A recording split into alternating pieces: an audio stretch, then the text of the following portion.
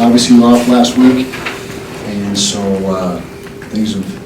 We started practicing Thursday of last week. Gave the guys a couple of days off after the UCLA game. Came and watched the film Monday. A couple down days for them, and then back Thursday. And so we're right in the middle of preparations. Good. Gave us a chance to. Right out about mid-season, so we got our legs back underneath us, and start to get a little leg weary about mid-year, so it came in a good point in time for that.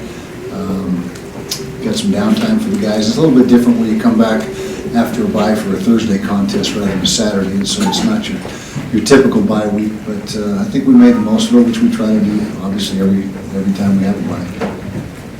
Yeah, that's the plan going forward, and again, it's not a huge strategic move. It's just something that why tip your hand if you don't have to. We don't have to. It's not like the NFL where you have to declare, what's going on. And so they've handled themselves very well in practice, and you'd expect both of them to work hard, just like they have all year long, and really no change in our approach in that regard. First of all, Cooks was, I thought, the best receiver in the Pac-12 last year. The guy was phenomenal talent. And, as far as this year as opposed to last year, they're running the football better this year than they were last year. As a team, they've got two backs that are a 1-2 punch. They both, ironically enough, have the exact amount of carries, and I think within a yard or two of each other as far as the total yards for the season, net yards. So getting good production there. Sean Manning's numbers are a little bit off this year as opposed to last year. He had that monster game against us last year and several others. It was several weeks last year where he put up big time numbers and hasn't quite had that statistical impact this year, but he's still a great leader for them and doing things they need to have him do to win games, which they do. Sean does a nice job of getting the ball out of his hands quick and making quick decisions. And hasn't been sacked excessively this year, but you do approach it differently when you have a guy that's not a true dual threat, and where the running element is not as prevalent with Mannion as it was with Hundley and some of the other guys. You do approach that a little differently. Well, yeah, we did see a lot of Max Pro last year, and I think to get Brandon Cooks and let him have time to do his thing and get open. We expect to see a certain dose of it again this year. I can't predict exactly, but that has been a part of Coach Riley's scheme for a lot of years is getting max protection and two-man routes and sometimes three-man routes. But we expect a balanced attack, which they've been so far this season, getting about 130 or 40 rushing the football and another 250 or so throwing, which in this day and age is pretty balanced.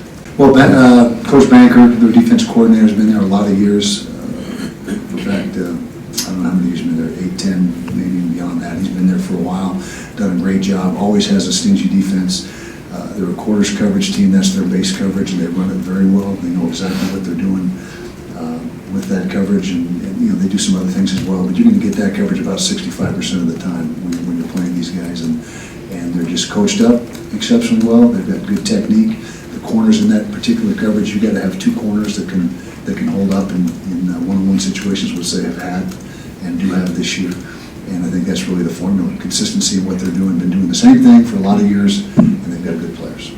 Well, it's, when you run the spread offense, it's got to be a part of what you do every week. And it's really a week-to-week thing, and I don't think there was anything necessarily going into that game that we're going to try to exploit. It just happened, how players react and how they do how they execute their assignments and their techniques.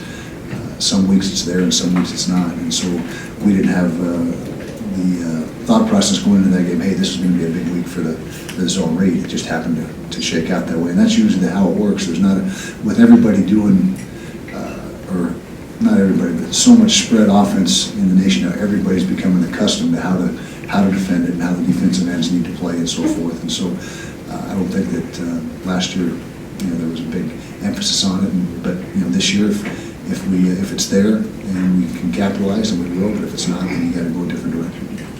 Yeah, you wouldn't have thought that just through 3 or 4 weeks of conference play, 3 for some guys, 4 for others, I guess 2 weeks for some of us, but to have everyone have a loss this early is unusual but not unexpected. I could see, from my own vantage point and my own opinion, a very balanced league, and there's a lot of